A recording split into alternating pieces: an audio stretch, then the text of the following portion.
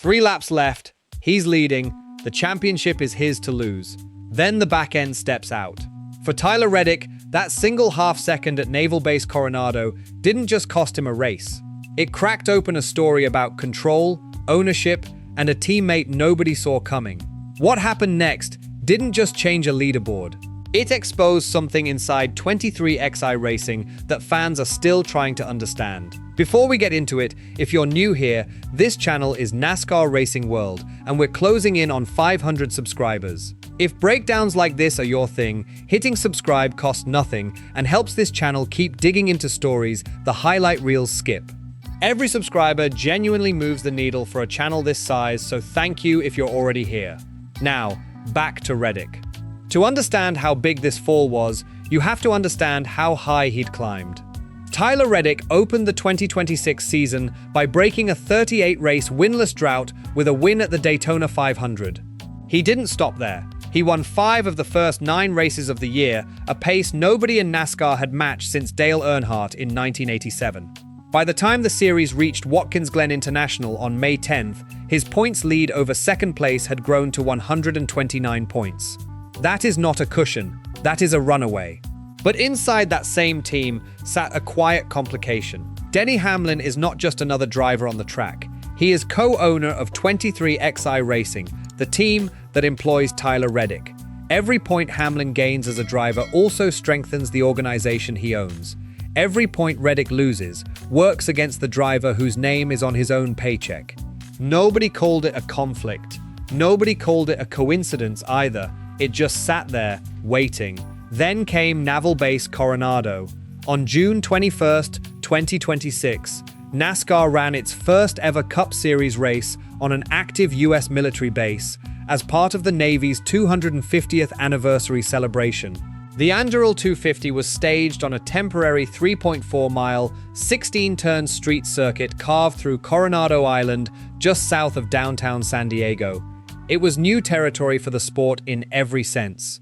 Reddick's weekend was in trouble before the green flag even dropped. He spun during Saturday's qualifying session, which forced unapproved adjustments to his number 45 Toyota, and under NASCAR rules, that penalty sent him to the rear of the field for the start of the race. He fought back anyway.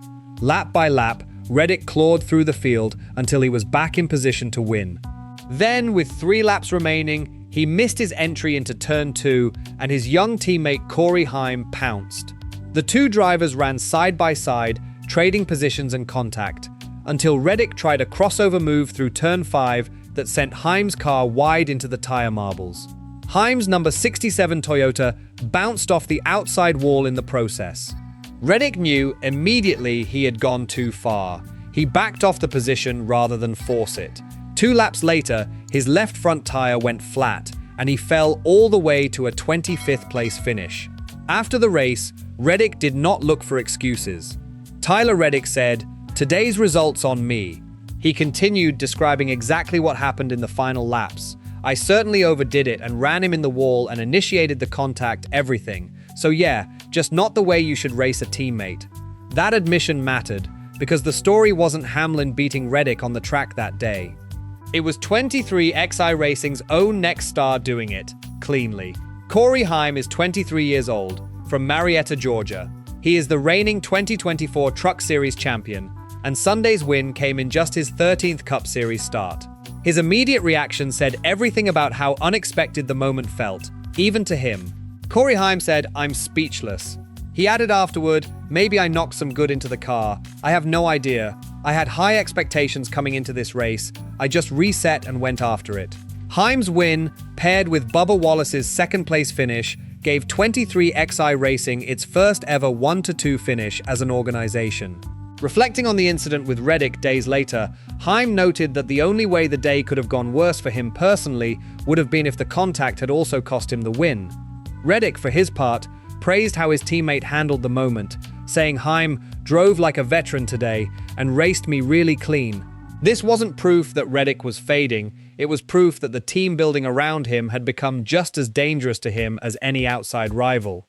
Which raises the real question: if it wasn't Hamlin who took the biggest bite out of Reddick's lead that day, who did the standings actually reward?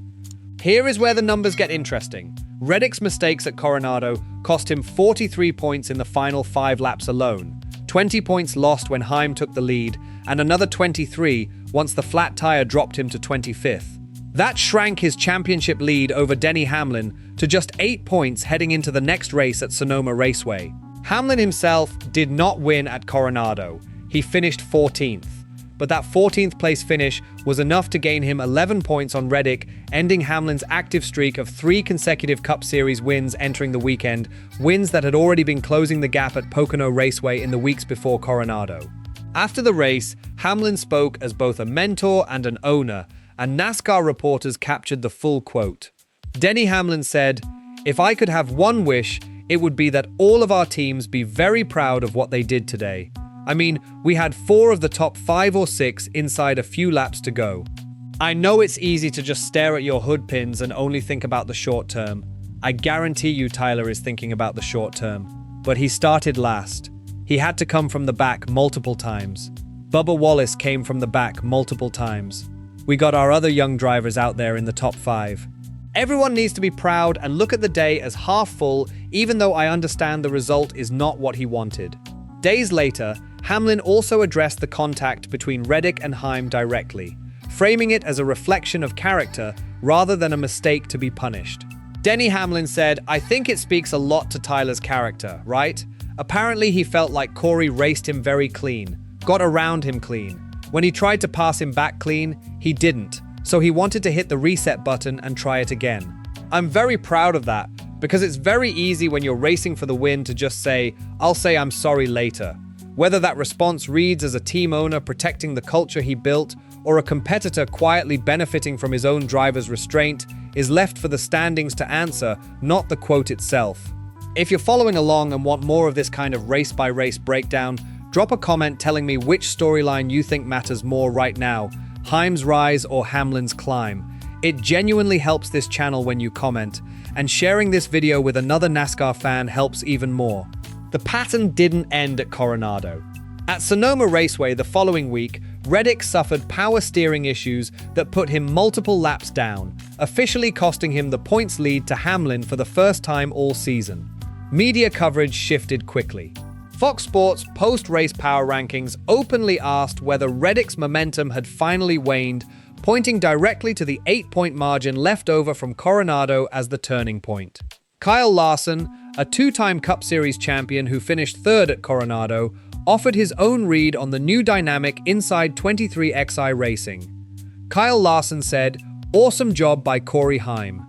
Reddick has been blunt about the stretch of races that led here, reflecting on how quickly his advantage disappeared after building it up through Watkins Glen. He acknowledged the shift plainly, noting that a 35th place finish at Michigan International Speedway, combined with the Coronado result, had eroded a lead that once looked untouchable. Tyler Reddick said, "We're going down the wrong path right now, and we need to stop it. We're just not getting the job done, not winning races, not having good point days. We've got to figure it out." 3 storylines now sit inside the same race shop. Reddick's mistake at Coronado, made and owned publicly by the driver himself. Heim's arrival as a genuine threat inside his own team, backed by a Truck Series championship and a Maiden Cup win that came at his teammates' expense. And Hamlin's quiet climb, built one diplomatic answer and one strong finish at a time, closing a gap that once stood at 129 points down to single digits. Reddick says the result at Coronado is on him. The standings say something bigger might be shifting inside that team. Neither Hamlin, nor Heim, nor Reddick himself has said out loud which version of the story is true. If this kind of detailed, fact-based NASCAR breakdown is what you come here for, subscribing genuinely helps us keep making them, and we're almost at 500 subscribers on this channel. Like this video if you want more race-by-race analysis like this one, drop your take on Reddick's title chances in the comments, and share this with a fellow NASCAR fan who's been arguing about who really controls this points battle. If you enjoy real NASCAR breakdowns like this, you'll like what's coming next.